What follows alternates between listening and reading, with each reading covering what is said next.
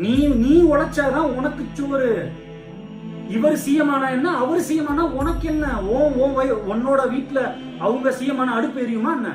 உனக்கு எக்ஸ்ட்ரா 50,000 சம்பளம் கூட்டு உங்க ஓனர் கூட்டி கொடுப்பாரா என்ன? தமிழ்நாடு முன்னேறி இருக்கு, தமிழ்நாட்டில் உள்ள தொழில் வளம்லாம் பெருசா இருக்குன்னா அரசியல் தலைவர்கள்னால அது ஆயிருக்கா என்ன? அந்தந்த தொழிலதிபர்கள் உழைச்சாங்க, முன்னேறினாங்க. இன்னைக்கு நீ நல்லா இருக்க அப்படின்னா உன்னோட உழைப்பு காரணம், ஆண்டவன் காரணம், உன் குடும்பம் காரணம். நான் நல்லா இருக்கேன்னா என்னோட உழைப்பு காரணம், கடவுள் காரணம், என் குடும்பம் காரணம், எங்க அம்மா காரணம். புரியுதுங்களா? அதனால அவன் உழைச்சாதான் சோறு.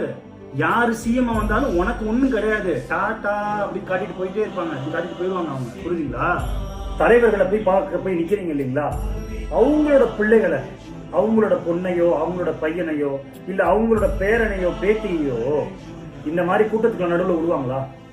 விட மாட்டாங்க. தொண்டர்கள்னு சொல்லிக்கிறீங்க இல்லைங்களா, தலையில துண்டை கட்டிட்டு போறீங்க இல்லைங்களா, நீங்க எல்லாம் அடிமைகள்.